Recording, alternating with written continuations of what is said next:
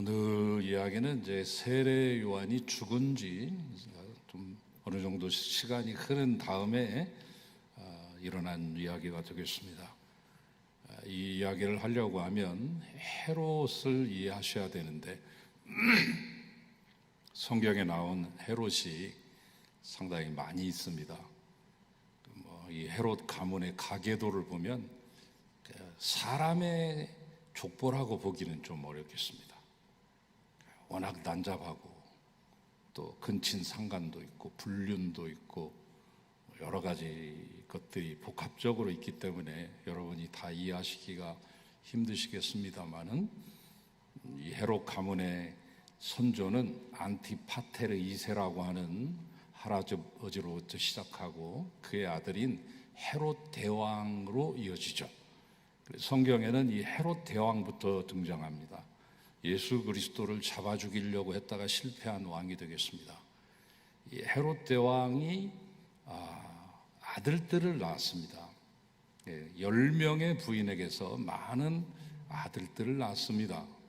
그래서 그 아들들이 이제 등장하는 겁니다. 성경에 손주도 나오고요. 그래서 알렉산더, 아리스토블루스 또는 아켈라오, 빌립 1세, 빌립 2세, 헤롯 안티파스, 손주격인 헤롯 아그리빠 1세, 증손주격인 헤롯 아그리빠 2세까지 사도행전 마지막 부분에 나오는 그 아그리빠 왕이 아그리빠 2세가 되겠죠. 연설 잘하다가 사람들이 인기가 높으니까 우쭐했다가 돌아가서 축 먹어 죽은 것은 아그리빠 1세가 되겠습니다.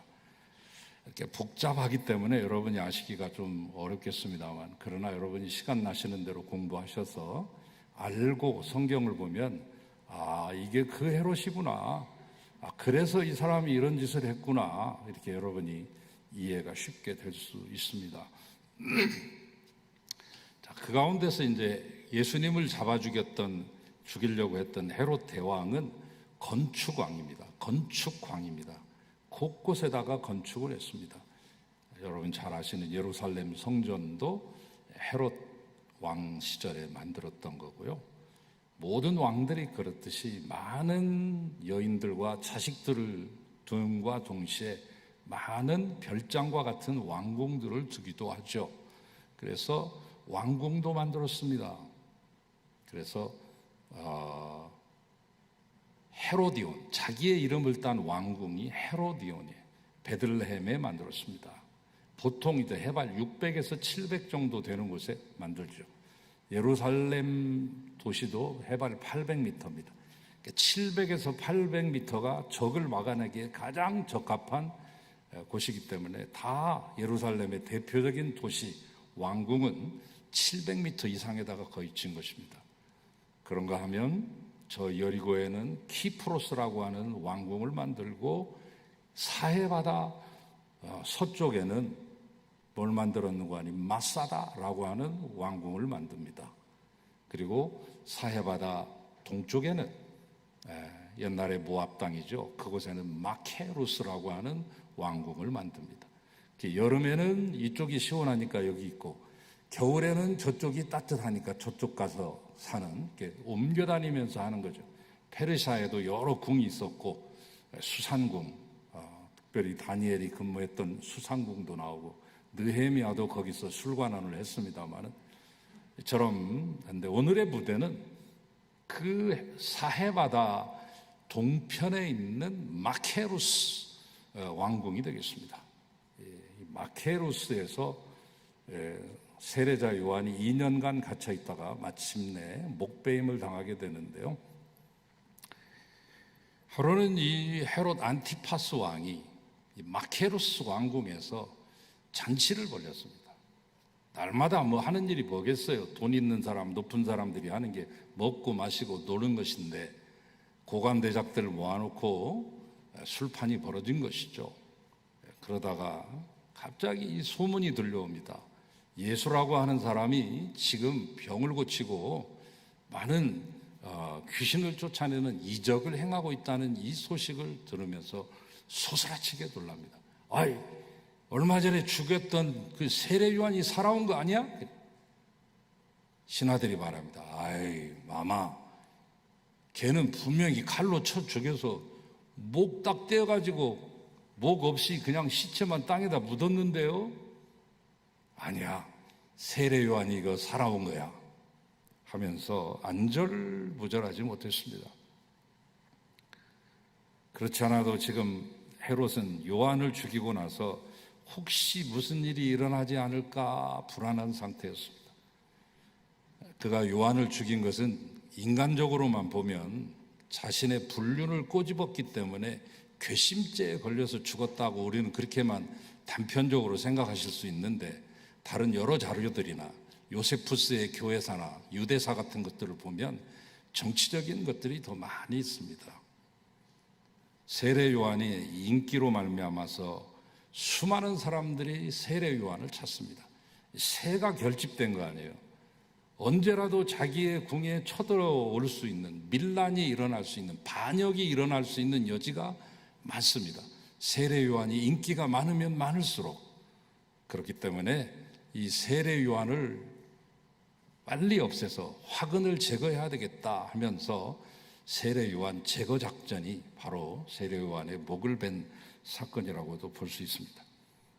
실로 이 세례 요한을 죽이는 것은 꺼림칙한 일이었습니다. 이 요한은 백성들이 선지자로 믿고 있었고 실제로 전형적인 선지자의 모습으로 살았던 사람입니다. 그런 사람 없습니다. 광야에 살면서 낙타털옷 입고 메뚜기와 야생꿀을 먹었습니다. 나시린으로 살았습니다. 청렴했습니다. 자기 주머니에 챙기는 것이 없었습니다. 입에서 나오는 말과 그가 하는 행동이 일치하는 사람이었습니다. 당시 이스라엘 전 국민의 스승이요, 아버지요, 멘토요, 이스라엘의 정신적인 지주이며 이스라엘의 영웅이었습니다. 유대인들은 기본적으로 이 세례자 요한뿐만 아니라 선지자에 대한 존경심을 다 가지고 있어요. 선지자는 하나님의 계시를 전달하는 자고 때로는 하나님으로부터는 큰 능력을 행하기도 하니까, 요즘 젊은이들이 쓰는 말에 리스펙이라고 하는 말을 많이 씁니다. CF에도서 나왔죠. 알바를 리스펙, 알바를 리스펙. 아르바이트 하는 사람이라고 그래서 깔보지 말고 얕보지 말고 조금 잘 대우해주고 그렇게 인격체로 대해주라라고 하는 말을 한 알바를 소개하는 그 업체 CF 광고로 래퍼도 노래하고 여성 가수도 나와서 잠깐 연기를 했습니다만, 리스펙, 존경한다는 거죠. 사실 헤롯도 이 요한을 되게 리스펙하고 있었습니다. 그러나 그 선지자들은 권력자들에 대항해서 옳은 말 하다가 억울하게 죽임당하기가 일쑤였죠. 헤롯의 잘못을 지적하고 책망하다가 죽임을 당한 이 요한은 선지자의 삶이 어떤 것인지를 교과서적으로 가장 잘 보여주는 인물이 되겠습니다. 다시 말하면 이스라엘 전 백성들이 요한은 선지자였고 선지자로서 의롭게 죽었다는 것을 알고 있었다는 것이죠. 물론 요한을 잡아 죽인 헤롯도 그것을 알았습니다. 그렇기 때문에 선지자를 죽였다는 두려움이 헤롯을 사로잡고 있었습니다. 그러던 차에 예수님께서 이적을 행하신다는 소문이 곳곳에서 들려옵니다. 이 소문에 헤롯은 화들짝 놀랍니다. 두려움과 혼란 속에 빠졌습니다. 제정신이 아닙니다. 거의 공황장애가 올 상태입니다. 헤롯이 요한을 죽일 수 있었던 것은 요한이 그냥 죽어졌기 때문에 죽인 거 아니에요. 아무런 초능력을 행사하지도 않았잖아요. 가만히 앉아서 칼을 받았잖아요. 사도 베드로가 그랬던 것처럼 천사의 도움으로 감옥에서 탈출한 것도 아니요. 사도 요한의 목을 베려고 망나니가 칼로 내려쳤는데 목이 잘라진 것이 아니라 칼이 튕겨져 나와서 칼이 끊어져 버린 그런 사건이 일어난 것도 아닙니다. 막 구름 타고 공중을 날아다니거나 둔신술, 둔갑술, 변신술을 한다거나 투명 인간으로 왔다 갔다 한다거나 공간 이동을 순식간에 한다고 하면 어떻게 세례 요한을 잡아 죽입니까? 그런데 그렇게 무기력하게 죽었던 요한이 이제 다시 살아나서 초능력을 행한다고 생각하니 정말 큰일이 아닐 수 없는 것이죠. 이제는 더 강력한 힘을 가진 존재로 나타났다.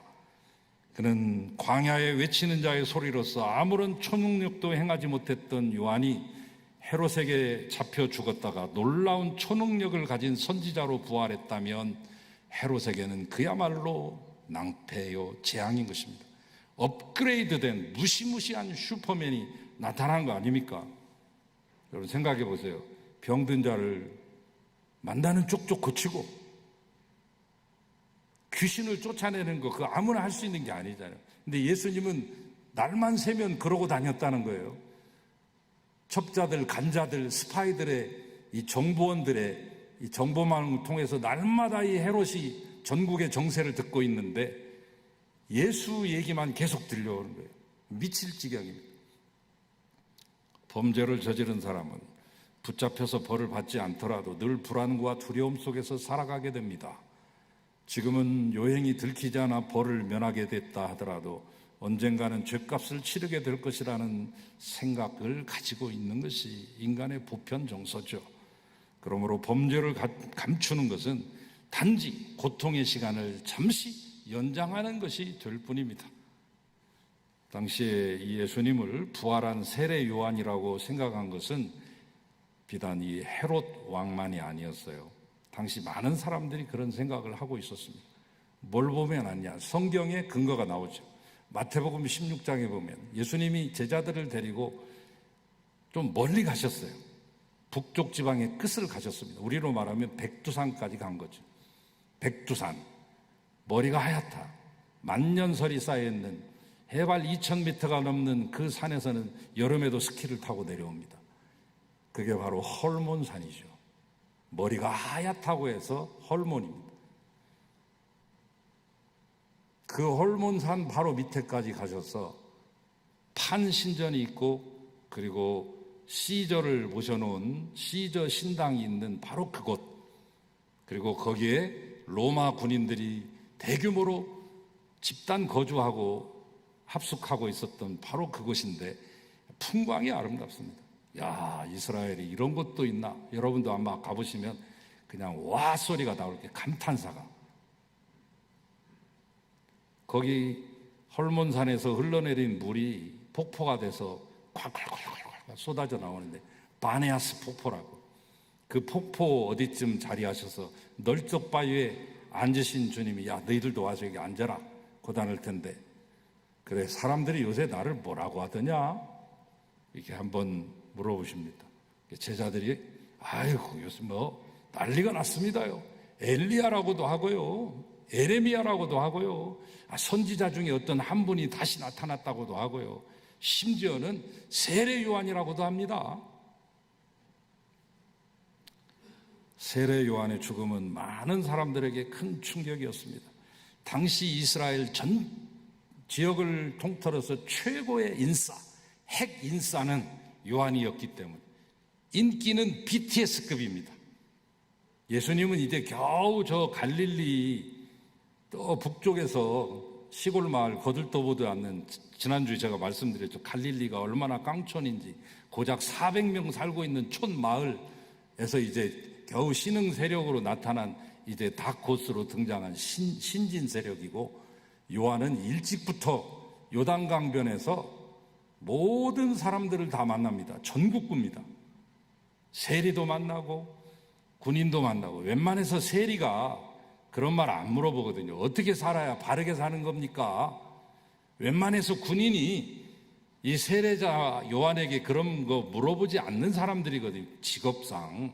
군인들도 와서 어떻게 해야 똑바로 사는 겁니까? 한 수 가르쳐 주십시오. 무릎 꿇고 빌 정도로 전국구의 최고의 인기 스타죠. 요한은 마땅히 죽을 죄를 진 것도 아니고 그래서 죽어서는 안 되었던 인물입니다. 의인이 악인에게 살해당했다는 것이 모든 사람들에게 고통스러운 것이요 비분강개할 일이었습니다. 너무 억울하지 않습니까? 그래서 이렇게 끝나서는 안 되고 뭔가 바로 잡아줘야 된다, 다시 새로운 기원이 일어나야 된다라고 하는 조짐들이 있었는데 그러던 차에 죽은 요한과 나이도 비슷하고 전파하는 메시지도 동일한 예수의 소문을 들었을 때 수많은 사람들은 세례 요한이 부활한 것이 틀림없다 라고 이렇게 말했습니다. 아니, 그렇게 믿고 싶었습니다. 이제는 세례 요한으로 몰려들었던 그 수많은 사람들이 이제는 예수님 곁으로 모여들기 시작한 것이죠. 그런데 여러분, 정작 세례 요한은 자기의 죽음에 대해서 불만이 없었습니다. 왜? 목적이 이뤘으니까. 자기가 이 땅에 온 목적은 메시아의 길을 평탄케 하는 그 일밖에 없어요. 메시아가 오신다는 걸 선포하고 사람들이 메시아인 줄 알아볼 수 있도록 얘기하고 그 길을 닦는 거죠. 마침내 그가 선포했던 것처럼 메시아가 오셨습니다. 임무 끝. 이제 슬그머니 빠져야 될 때가 된 거죠. 요한은 누구보다도 그 사실을 잘 알았습니다. 한 번은 이런 적이 있었습니다. 예수님께서 말씀을 전파하자 수많은 사람들이 구름대처럼 그리로 우르르 가버려요. 세례 요한 선생님과 제자들만 남아있어요. 야, 이거 세월이 이렇게 바뀌었나? 예수 많이 컸네? 제자들이 불만이 생긴 거예요. 어저께까지만 해도 우리 선생님을 따르던 그 수많은 사람들이 오늘은 예수에게 간단 말인가? 섭섭하기도 하고 불평불만을 늘어놓는 와중에 세례 요한이 야, 얘들아, 내 말 좀 들어봐라. 신부를 취하는 자는 신랑이지만 그 옆에 서서 이 신랑의 음성을 듣고 신랑이 좋아하는 모습을 보는 그 친구가 더 크게 기뻐하나니 내가 그런 사람이다. 나는 이러한 기쁨이 충만하도다. 그는 흥해야 되겠고 나는 쇠해야 되리라. 이제 자기는 무대에서 내려갈 때가 됐다는 것이죠. 역사의 뒤안길로 사라질 때가 되었다는 선언이죠. 한 번은 요한이 감옥에 갇혀 있을 때, 감옥에 무려 2년이나 있었으니까 얼마나 오래 있었어요. 2년 동안 못 죽인 거예요. 밀란이 일어날까 봐. 인기가 워낙 많으니까. 여러분, 우리나라 최고의 정치인이 감옥에 있다가 갑자기 우리나라 최고의 권력자가 아무런 연고도 없이 갑자기 하룻밤에 총 쏴서 사형시켰다고 하면 국민들이 납득하겠습니까? 가만히 있기 어렵지요. 이 요한이 감옥에 있을 때 하도 답답해서 이제 제자들을 예수님께 보내서 메시아인지를 물어본 적이 있었잖아요. 마태복음 11장에서 저하고 공부하셨는데 자기의 죽을 날이 다가온 것을 알고 예수의 메시아이심을 다시 한번 확인하고 싶었던 것이죠. 의심이 아니라 확인입니다.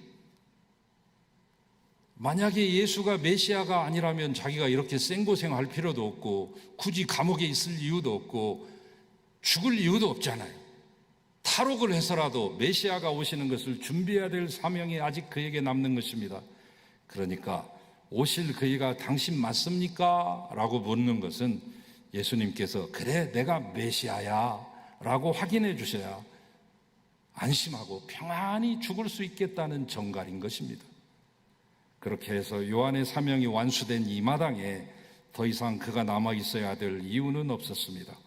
만약 요한이 계속 활동한다면 그것은 왕이 도착했을 때 왕의 도착을 알리는 나팔수 빵빠라방 빵빠레를 울리는 나팔수와 같은 것인데 오시는 것을 알리는 것으로만 끝내야지. 그래서 모든 사람들이 그 왕에게 주목하도록만 해야지. 그렇게 해놓고도 계속 나팔을 불어대면 많은 사람들이 자기를 주목하고 나팔 소리 때문에 정신이 혼미해질 것이니까 왕에 대한 집중이 사라질 거 아니에요. 그런 센스 없는 나팔수 노릇을 하지 않겠다. 그러므로 요한이 이 시점에서 죽는 것은 자연스러운 일입니다. 그런데 여기서 잠깐 메시아의 길을 예비하기 위해 그토록 수고하고 사명을 완수한 요한이 죽어야 된다면 기왕 죽을 거 평안하게 웃는 모습으로 눈 감고 웃으면서 좋은 모습으로 죽도록 해야지 왜 그렇게 끔찍하게 목을 쳐서 억울하게 죽도록 하셨을까 하는 의문이 생기지 않습니까?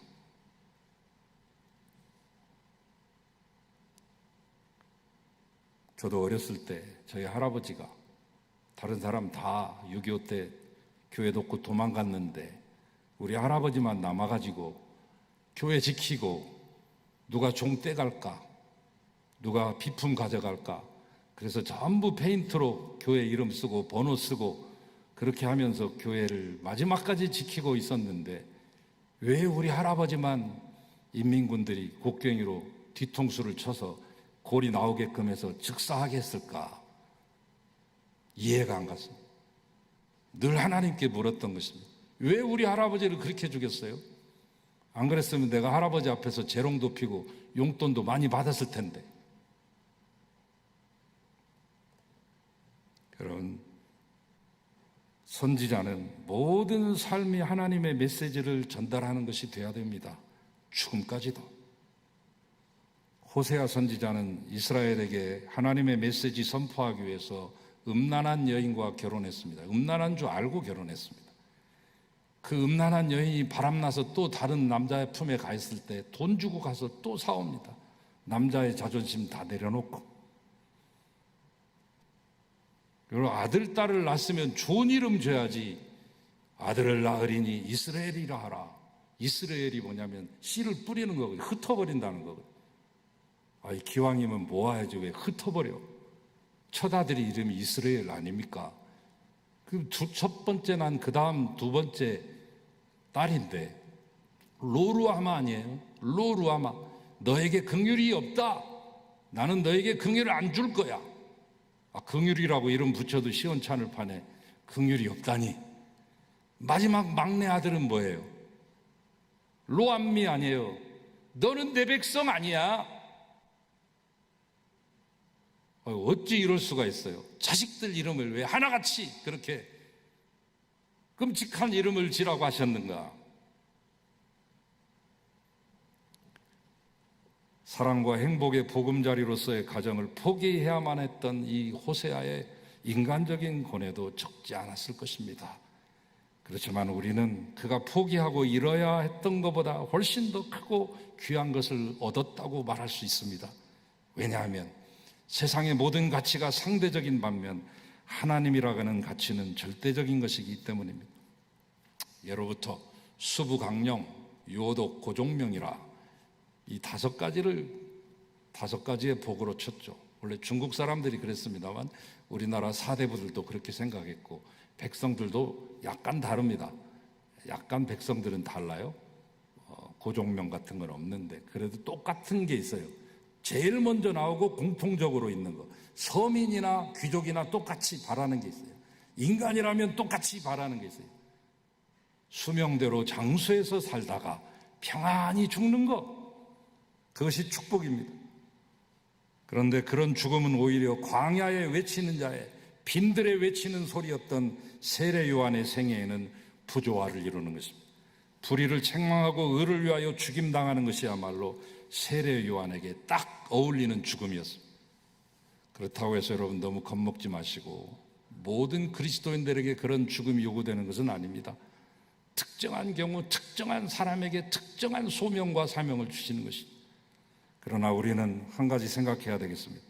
삶으로 하나님께 영광을 돌릴 뿐만 아니라 죽음으로도 하나님께 영광 돌려야 됩니다. 예수님이 부활하신 후 바닷가에서 다시 어부질하고 있는 7명의 제자를 그날 밤 찾아가십니다. 그리고 베드로를 만나 내 양을 먹이라고 당부하시면서 마지막 하신 말씀, 베드로야, 그런데 내가 너에게 한 가지 알려줄 게 있다. 이제 네가 늙으면 사람들이 너를 결박할 거야. 그리고 네가 원치 않은 곳으로 너를 데려가리라.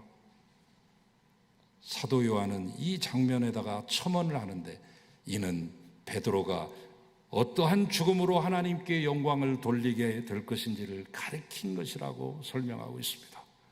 그는 거꾸로 매달려 죽었습니다. 아피안 광장을 지나서 아피안 이 언덕을 넘어가다가 다시 로마에서 죽어가는 수많은 백성들을 살리러 간다는 주님을 만나 쿠어바디스 도미네, 주여 어디로 가십니까? 라고 해서 나는 네가 버리고 온 내 양떼를 위하여 다시 죽으러 가노라.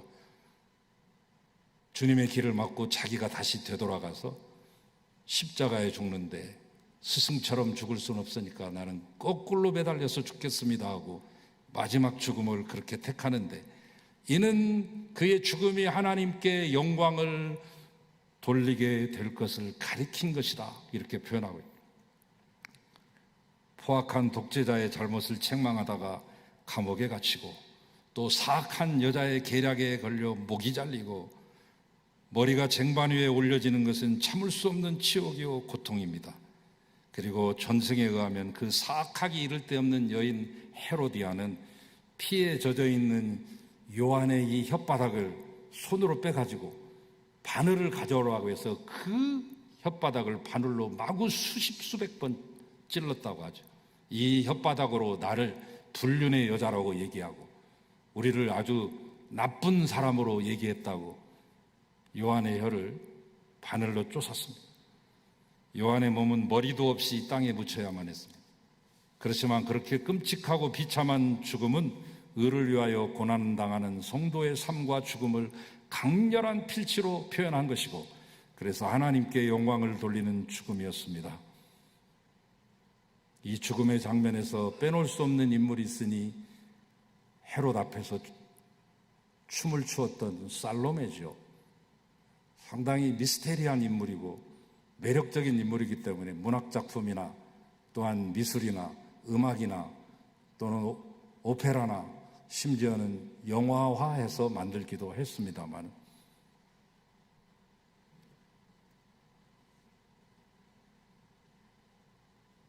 역사의 기록에 의하면 그 후 헤롯은 전처의 본국, 전처의 친정 나라하고 전쟁을 합니다. 전처의 친정 나라는 어디냐면 나바테입니다. 나바테는 저 지금의 요르단 페트라가 수도입니다. 저도 몇 차례 가봤습니다만은 난공불락의 요새예요. 들어갈 수도 없어요. 협곡이기 때문에 딱 거기 막고 길이 딱 요만한데 거기 막아버리고 위에서 돌 던져버리면 다 죽습니다. 그리고 들어가서도 점령할 수가 없어요. 산 꼭대기에 있으니까.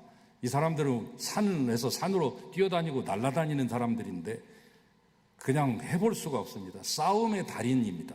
싸움쟁이고 싸움꾼이 이 나바테족인데, 거기에 이 공주 아레타스 4세의 딸인 공주하고 결혼했어요. 공주의 이름은 파사엘스.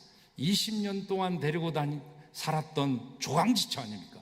하루아침에 소방 맞춰가지고 친정으로 쫓아내버리니까 이 나바테에서 난리가 났습니다. 한번 봐줘야 되겠다.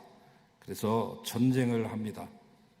헤롯은 참패해서 도주해야만 했고, 당시 황제였던 칼리큘라 황제의 진노를 받아서 유배지로 가게 됩니다. 유배지는 갈리아 지방입니다. 고을이라고도 말하죠.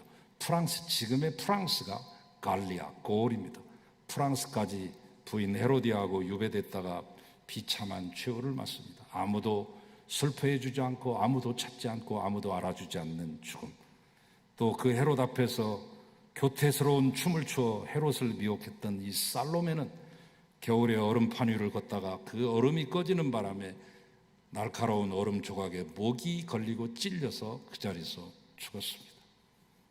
이처럼 악인의 죽음은 심판의 죽음, 반면에 비록 비참한 것처럼 보이는 죽음이지만 의인의 죽음은 영광스러운 죽음이 됩니다. 적어도 성도라면 오늘 밤에 하나님 앞에 설 준비가 돼 있어야 됩니다. 세례 요한은 그의 의로운 삶에 걸맞게 의로운 죽음으로 하나님께 영광을 돌렸습니다. 여러분, 죽음이 뭡니까? 이따가 3부 예배 끝나고도 또 상가 가야 됩니다. 지난주하고 이번 주 안에 저하고 관련된 분이 9분이 돌아가셨어요. 우리 교회에 계신 분이 4분이고, 불과 저의 3년 선배 목사들 66밖에 되지 않는 이 목사들이 2명이 먼저 갔고, 선교사를 하시다가 가신 목사님, 제 친구 어머니 9분이 연달아서 가니까 죽음에 대해서 자연히 생각할 수밖에 없는 거 아니에요? 죽음은 삶의 결말이고 연장입니다. 비겁한 인생을 산 사람은 비겁한 죽음을 맞게 될 것입니다. 거룩한 생애의 마지막은 거룩한 죽음입니다. 오늘 우리의 하루하루의 삶은 우리가 어떤 죽음을 맞이하게 될 것인지를 결정하는 것입니다. 우리가 거창하게 순교와 같은 죽음은 아닐지라도 성실하고 경건한 삶의 결과로 하나님께 영광을 돌리는 죽음을 맞이해야 할 것입니다. 오늘 바로 내가 현재 여기서 사는 모습이 우리가 앞으로 맞게 될 죽음의 모습이라는 것을 기억하십시오.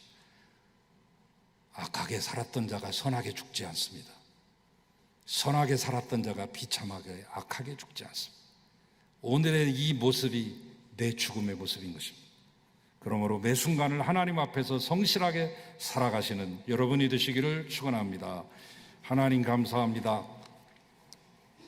우리가 영광스러운 삶을 살 뿐만 아니라 의로운 삶을 살 뿐만 아니라 의로운 죽음, 하나님께 영광을 돌리는 귀한 죽음까지도 맞이할 수 있는 귀한 은혜와 특권을 주시옵소서. 오늘 우리가 그렇게 살기로 결단하고 세상으로 나가오니 우리를 붙잡아 주시고 악에게 굴복하지 않게 하시고 선으로서 악을 이기게 하시옵소서. 이 땅에 평화와 통일을 속히 허락해 주실 예수 그리스도의 이름으로 기도하나이다. 아멘.